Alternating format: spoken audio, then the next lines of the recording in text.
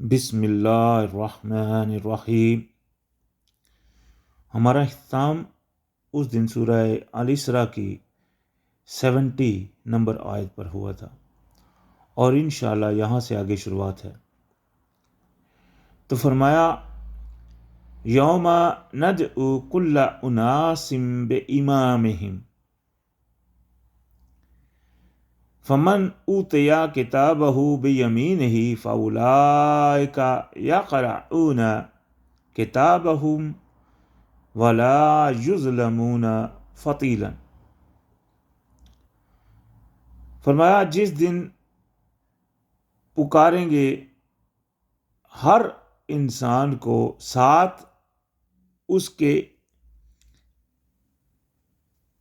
یعنی کہ جس کی وہ اقتدا کرتا تھا، مقتدی تھا جس کا اپنے امام کی، تو یہاں بات بڑی سمجھنے کی ہے۔ اس آیت میں سے کچھ لوگوں نے جو فرقے، وہ کافی فرقے ہیں، آپ کو پتہ ہے فرقہ واریت پہلی بات ہے شروع سے ہی منع ہے، جو بھی کرنے والا ہے وہ اللہ پاک نے تو ان سے کوئی تعلق نہ رکھنے کا فرما دیا قرآن میں۔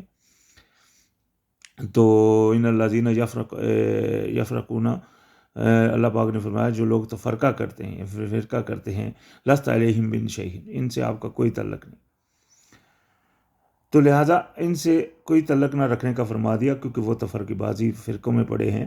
لیکن بہت سارے فرقے جو ہیں، مثال کے طور پہ وہ اس کے جو یہاں کا لفظ امام کا آیا تو وہ ان سے کچھ اور ہی مطلب نکالتے ہیں۔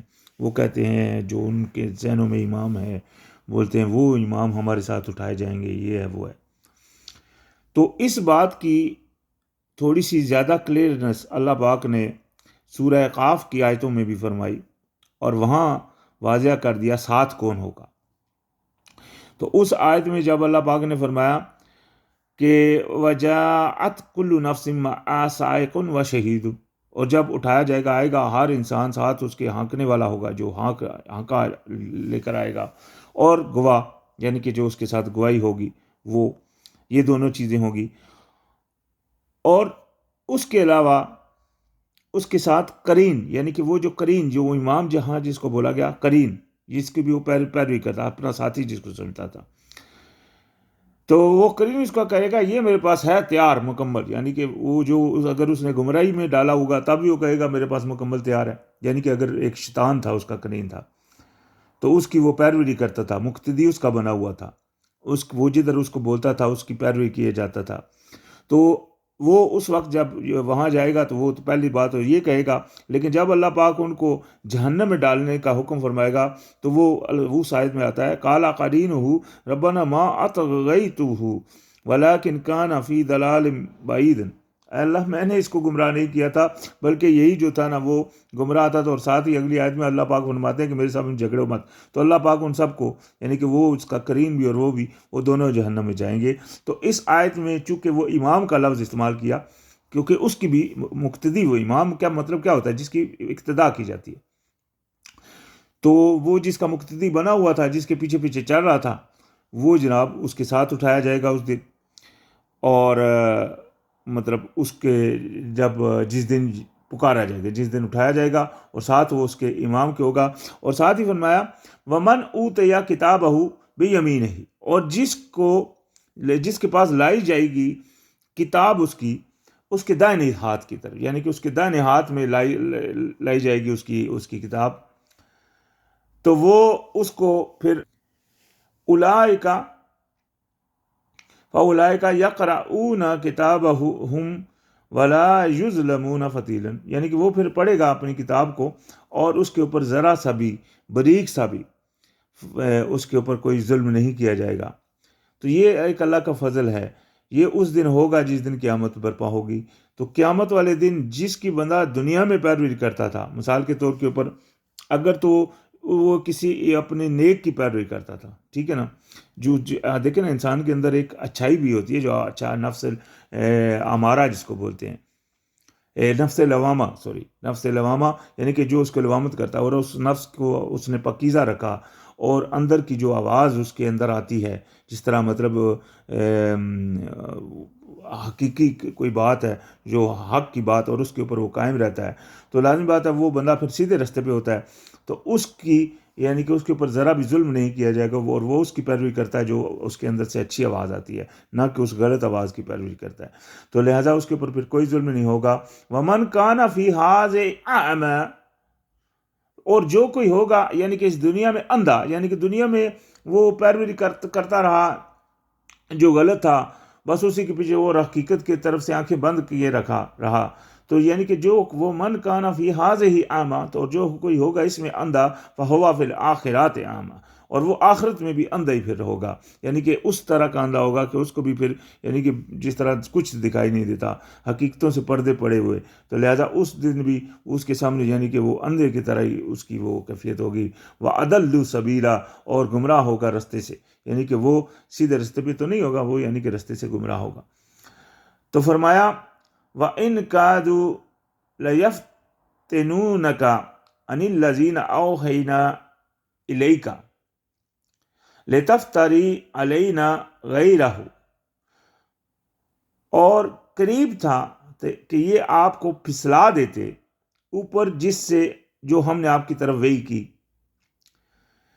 تاکہ آپ ایسا کر دیتے کہ آپ ہمارے اوپر باندھنا شروع ہو جاتے غیرہ، یعنی کہ ایسا آپ سے عمل کرتے کہ آپ ہمارے لیے اللہ کے اوپر یعنی کہ جھوٹ باندھنا، کوئی ایسی بات کرنا شروع کر دیتے. جھوٹ باندھنے سے یہ نہیں مراد کہ اللہ کے اوپر یہ وہ جھوٹ بولتے. مطلب کیا ہوا کہ یعنی کہ آپ ایسی کچھ باتیں کرنا شروع کر دیتے، تو چونکہ وہ تو اللہ کے رسول تھے، تو جو بھی ان کو دیکھتا وہ بولتا وہ یہ تو اللہ کی پیروی کرنے والے رسول ہیں اور یہ اس طرح کا عمل کر رہے ہیں. تو یعنی کہ افطار کرنا شروع کر دیتے، اللہ کے اوپر جھوٹ باندھنا ایسا کر دیتے آپ کو کہ آپ اللہ کے حکم کے علاوہ عمل کرنا شروع کر دیتے. تو لہٰذا وَإِذًا لَا تَجِدُوا لَا تَتَّخِذُوكَ خَلِيلًا، اور ایسی حالت میں وہ آپ کو پکڑ لیتے اپنا دوست.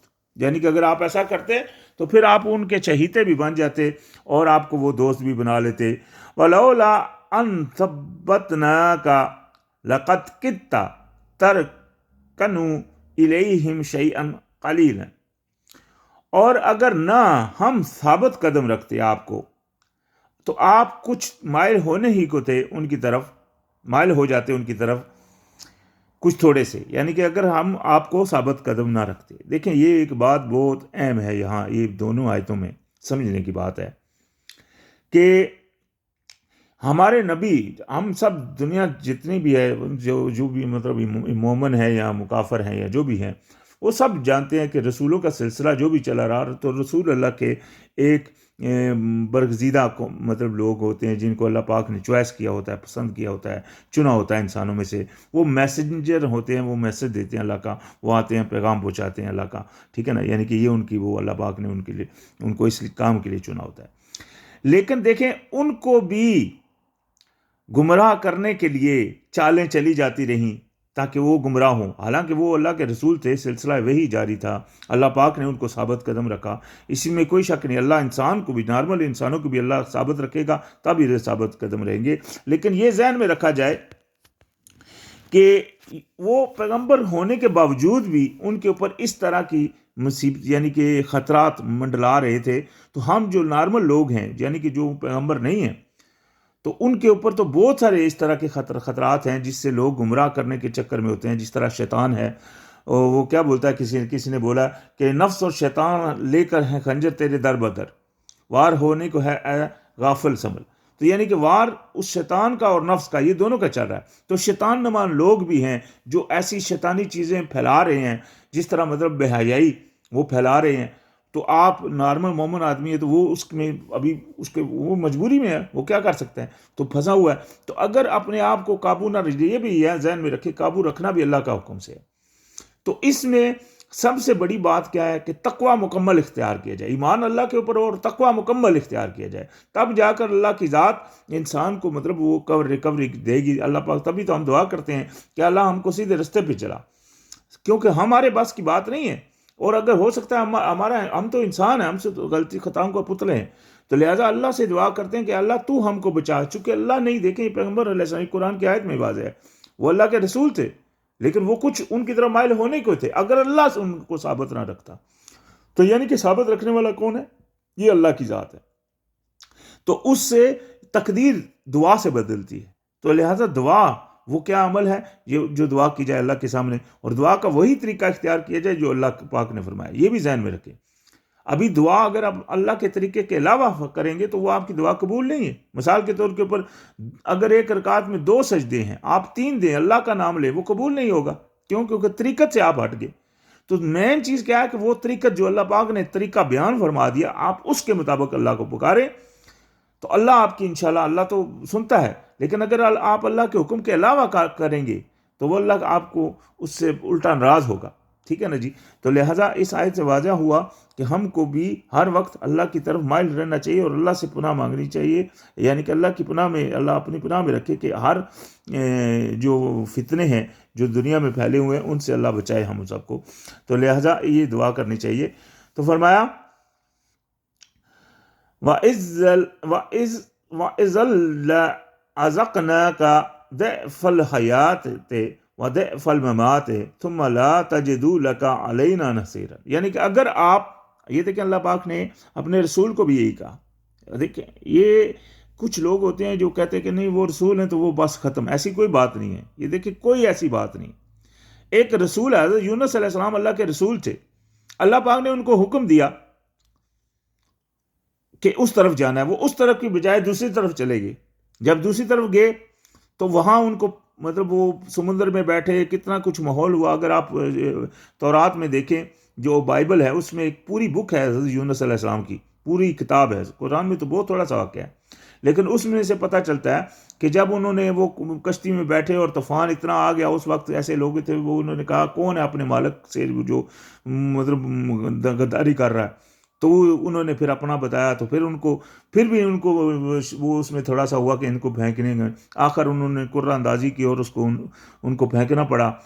تو جب حضرت یونس علیہ السلام پانی میں پھینکے گئے تو مچھلی ان کو نگل گئی. لیکن قرآن کے جو الفاظ ہیں ان کے بارے میں اللہ پاک نے فرمایا کہ اگر وہ اللہ کی پاکی بیان نہ کرتے، انہوں نے کیا کہا تھا؟ لا الہ الا انت سبحانک انی کنت من الظالمین، کہ علاوہ تیرے کوئی الہ نہیں ہے اللہ، تو پاک ہے، ظالم میں ہوں. تو اپنے آپ کا ظلم وہ جو تھا وہ اس کا ریکوری کی، اس کو پہچانا، ٹھیک ہے نا، اپنی غلطی کی ندامت کی. تو اللہ پاک نے ان کے اوپر مہربانی فرمائی، دعا کے اوپر اس کو مچھلی کے پیٹ سے بھی باہر زندہ نکال دیا. یہ اللہ کی مہربانی تھی، اور اس کے بعد ان کو کامیابی بھی دی الحمدللہ. لیکن اس میں ایک اور واقعہ آتا ہے، وہ انشاءاللہ جب وقت آئے گا یہ سورہ حضرت یونس علیہ السلام کا جہاں قصہ آئے گا وہاں بیان کروں گا، جس میں وہ درخت کا ذکر ہے. تو وہ بہت اہم معاملہ ہے. اکثریت عالموں نے اس کے بارے میں بہت ساری مختلف رائے دی ہیں، لیکن اس میں حقیقت کچھ ایسی ہے جو تورات سے بھی ظاہر ہوتی ہے اور واضح انشاءاللہ وہاں بات ہوگی. تو خیر یہاں فرمایا کہ اگر آپ ان کے پیچھے مائل ہو جاتے، یعنی کہ ایسا کر دیتے، تو میں آپ کو، اللہ پاک نے فرمایا، دنیا میں بھی دگنا مزہ چکھاتا اور آخرت میں بھی، اور آپ نہیں پاتے ہمارے لیے علاوہ کوئی بھی اپنا مددگار. تو فرمایا وَإِن كَادُوا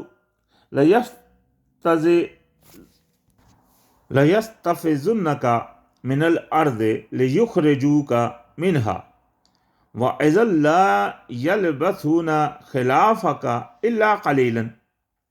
اور قریب تھا کہ یہ یعنی کہ آپ کو گھیرا دینے میں، یعنی کہ جگہ سے ہٹانے میں آپ کو، یعنی کہ قریب تھا کہ یہ آپ کو جگہ سے ہٹانے کی، یعنی کہ زمین سے، تاکہ آپ کو زمین سے نکال دے. ایسا کرتے کہ آپ کو جگہ سے ہٹا دیتے اور زمین سے نکال دیتے.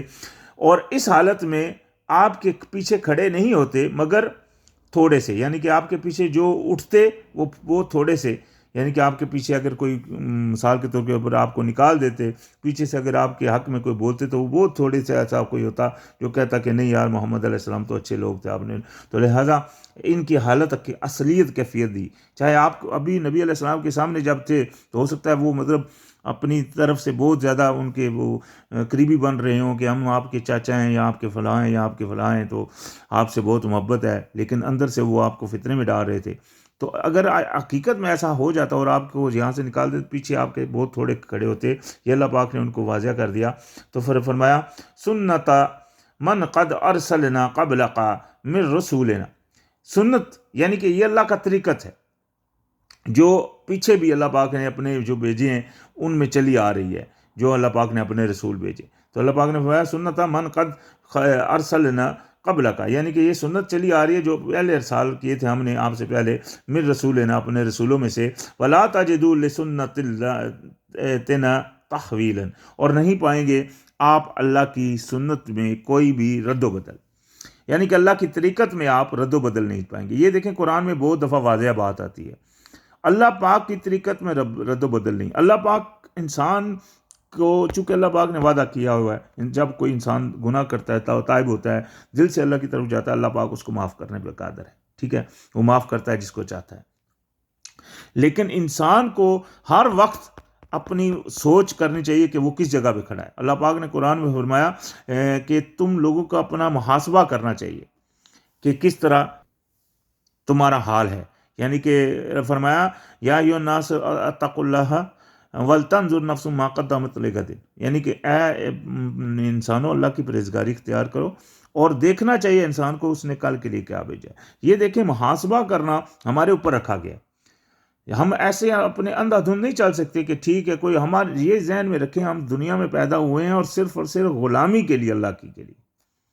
ہمارا اور کوئی مشن نہیں، ہم آزاد بالکل نہیں ہیں، ہمارا ایک سیکنڈ بھی آزاد نہیں. یہ تو مطلب کچھ لوگ کہتے ہیں کہ نہیں بس ٹھیک ہے عبادت کی جو، ایسی کوئی بات نہیں ہے. ہم مکمل اللہ کے غلام پیدا ہوئے ہیں، ہم کو ہر حال میں اللہ کی غلامی اختیار کرنی پڑے گی، تب جا کر ہمارا زندگی کا مقصد ہمارا مقصد پورا ہوتا ہے. نہیں تو ادروائز ان لوگوں کا اللہ پاک نے فرما دیا قرآن میں کہ جانوروں سے بھی بدتر جو لوگ، یعنی کہ بہرے گونگے اندھے جس طرح، یعنی کہ اللہ کی طرف جو مائل نہیں ہو رہے، جو اللہ کی باتوں کو مکمل نہیں لے رہے، اور جو آدھا کر رہے ہیں اور آدھا نہیں کر رہے، ان کو تو اللہ پاک نے فسوق نفاق کے الفاظ میں استعمال کیا اور جہنم میں نچلا درجہ ان کے لیے بیان کیا، جو آدھا کر رہے ہیں اور ایک تو جو بالکل ہی نہیں کر رہے.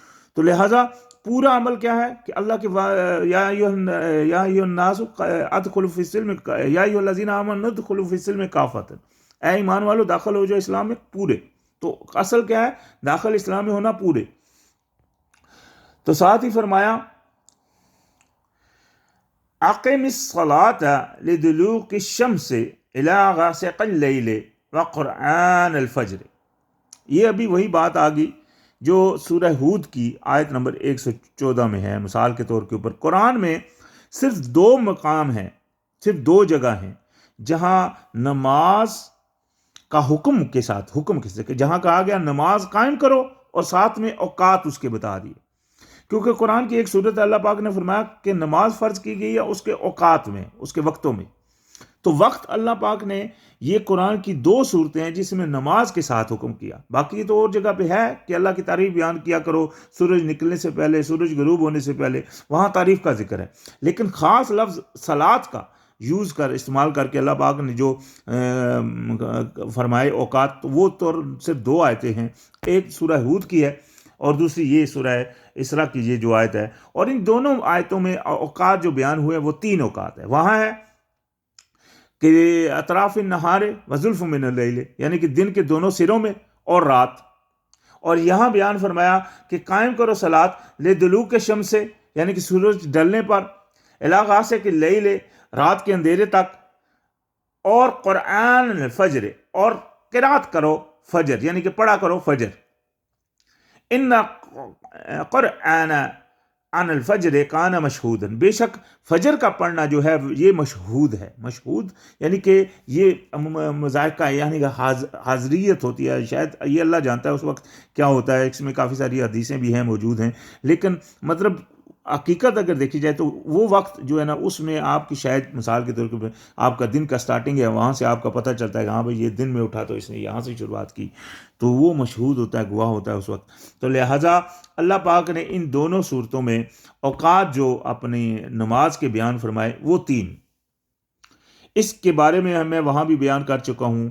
قرآن میں 3 اوقات نماز کے ہیں. اگر آپ تورات پڑھیں، تورات میں 3 اوقات نماز کے ہیں. اگر آپ انجیل پڑھیں، انجیل میں 3 اوقات نماز کے ہیں. تو یہی اوقات نماز کے اللہ پاک نے حضرت داؤد علیہ السلام کے بھی بیان فرمائے قرآن میں، صبح و شام کے. ٹھیک ہے نا جی، وقت جو بیان کیے، یعنی کہ وہ بھی اللہ کی تسبیح بیان کیا کرتے تھے ان کے ساتھ جو تھے. تو لہٰذا اللہ پاک نے قرآن میں 3 اوقات بیان کیے، اور میں اس کے اوپر اسی صورت کی جو سورہ اسراء کی پہلی آیت ہے اس میں جو واضح بیان کیا تھا، اس میں وہاں کافی ساری حدیثیں جو کوڈ کی جاتی ہیں اسراء کے واقعے میں، اس میں بہت ساری حدیثیں میں نے وہاں بیان کیا تھا ایسی ہیں جو یہ کہتی ہیں کہ نبی علیہ السلام نے مسجد اقصیٰ تک گئے۔ کوئی ایسی حدیثیں، چند ایسی حدیثیں ہیں جو کہتی ہیں نبی علیہ السلام مسجد اقصیٰ گئے، پھر وہاں سے معراج پر گئے، چند اپنا آسمان پر چڑھے۔ چند حدیثیں ایسی ہیں وہ کہتی ہیں کہ جب وہاں آسمان پر گئے، وہاں جنت دوزخ دیکھی اور واپس آ گئے۔ ٹھیک ہے، کوئی نمازیں کو فرضیت کی بات نہیں ہوتی۔ چند ایسے حدیثیں ہیں جو کہتی ہیں کہ وہاں گئے، وہاں موسیٰ علیہ السلام وغیرہ وغیرہ کو دیکھا اور 50 نمازیں فرض ہوئیں۔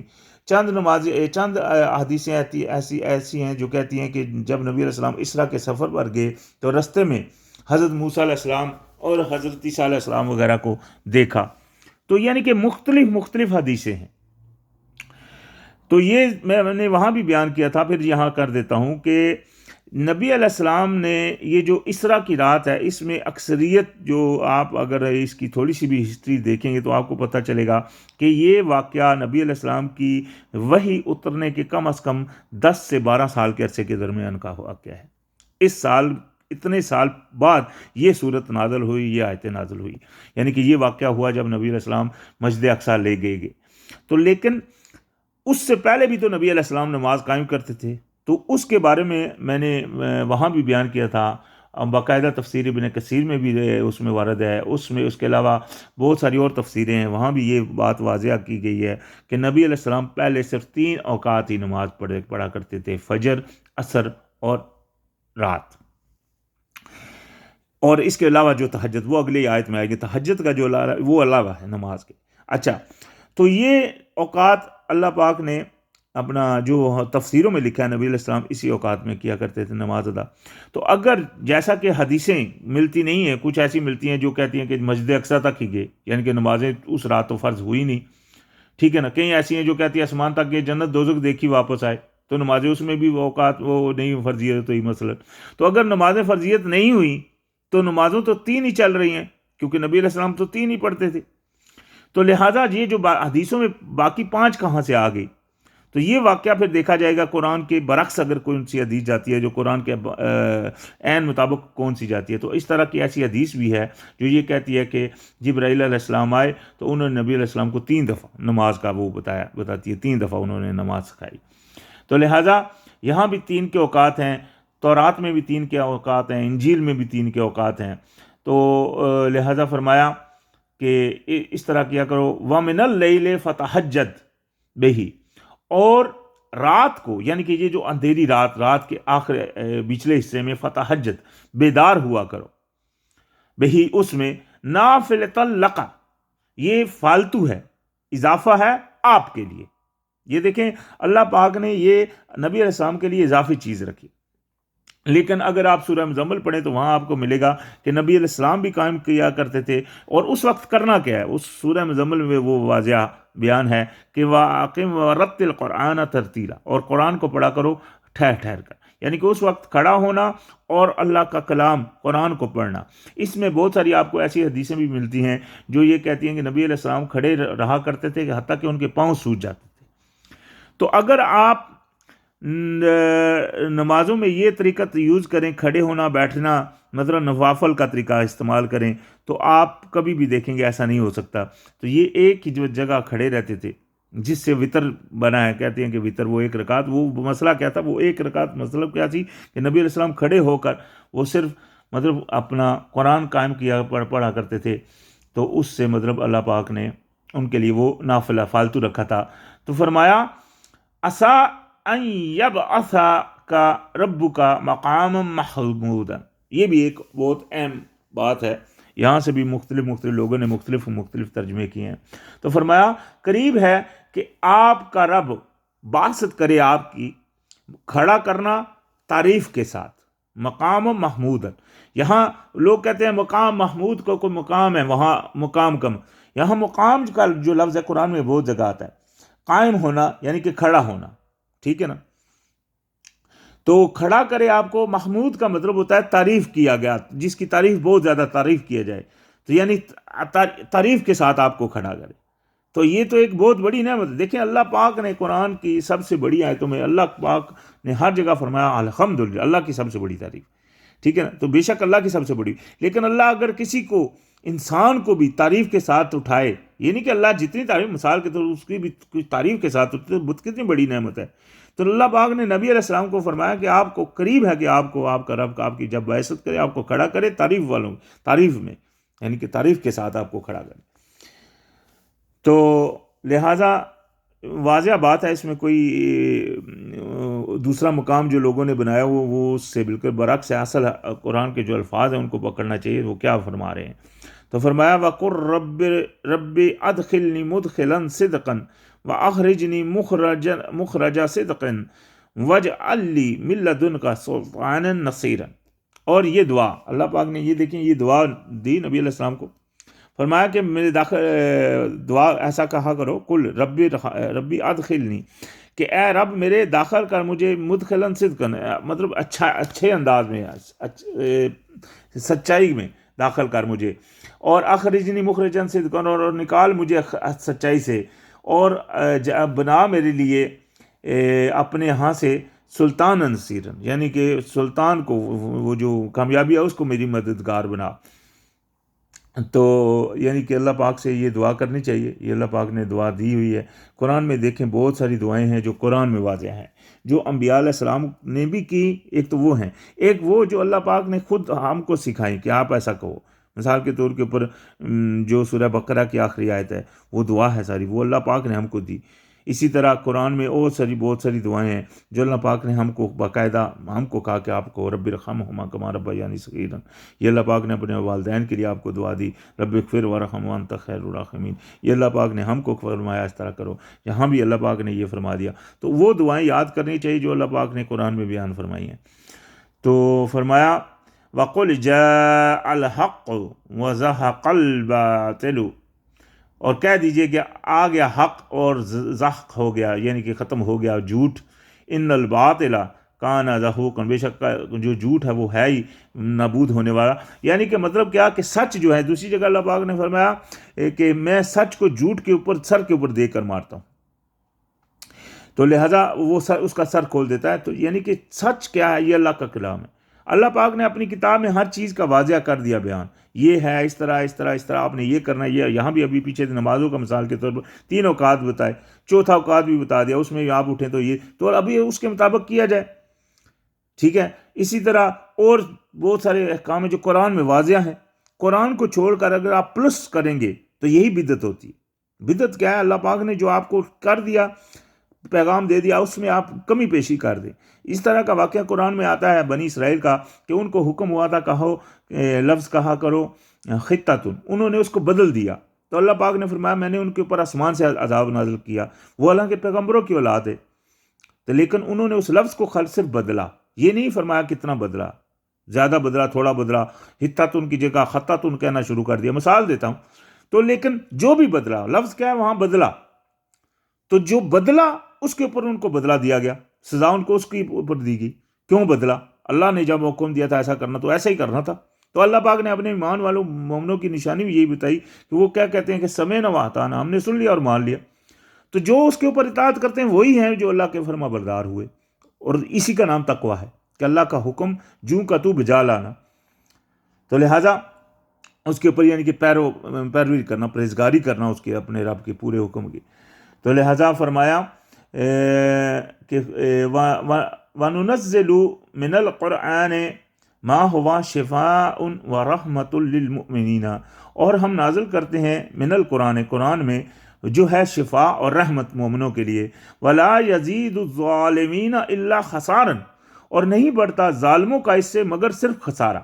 یعنی کہ قرآن، دیکھیں قرآن جو ہے وہ باعث رحمت تو ہے مومنوں کے لیے، مومنوں کے لیے باعث رحمت ہے، تقویٰ پرہیزگاروں کے لیے یہ ہدایت ہے. اللہ پاک نے فرمایا ذالک الکتاب لا ریب فیہ ھدی للمتقین، یہ پرہیزگاروں کے لیے ہدایت ہے. لیکن جو پرہیزگاری نہیں کرتے، جو جھوٹے ہیں، یعنی کہ جھوٹ بولتے ہیں، کدی ادھر ہو دیتے ہیں، کدی ان کو ان سے یہ فائدہ، ان کو اس سے فائدہ نہیں ہو رہا. یہ دیکھیں کتنی دنیا میں مسلمان لوگ بھی ہیں وہ جو ابھی تک گمراہ ہیں. تفرقے بنے ہوئے، خود کو عالم بھی کہہ رہے ہیں، بیٹھے ہوئے ہیں فرقے، لیکن فرقے بنے ہوئے، اللہ پاک ان کو ہدایت ہی نہیں دے رہا، قرآن میں واضح ہے، پھر بھی وہ سیدھے راستے کے اوپر نہیں آ رہے. تو یہ کیا ہے؟ یہ اللہ کی طرف سے سختی ہے. ولا یزید الظالمین الا خسارہ. تو اللہ پاک نے یہ فرما دیا کہ ظالموں کے لیے کچھ نہیں بڑھتا، خسارہ. وہ ظلم کر رہے ہیں، اللہ کی آیتوں کے اوپر عمل نہیں کر رہے، اپنے وہ نفسوں کے اوپر چل رہے ہیں، ایسے لوگوں کے پیروی کر رہے ہیں جو خود اللہ کے اوپر راستے کے اوپر نہیں ہے. تو لہٰذا دیکھیں نا، یہ بہت اہم مسئلہ ہے. تو لہٰذا خود اگر آپ چاہتے ہیں کہ آپ اللہ کے راستے کے اوپر چلیں تو سب سے بڑا لباس تقویٰ، یہ قرآن میں واضح بھی کیا گیا کہ تقویٰ کا لباس سب سے بہتر، وہ پہن لیں. پرہیزگاری کا لباس جو ہے نا وہ پہنے، اللہ کی پرہیزگاری جوں کی توں اس کی کریں، تو تب جا کر انشاءاللہ اللہ پاک نے چاہا تو آپ کو کامیابی ہوگی، نہیں تو خسارے والے میں ظالم ہوں گے. تو لہٰذا انشاءاللہ یہاں ہمارا اختتام ہے، پھر انشاءاللہ شروعات ہوگی. السلام علیکم.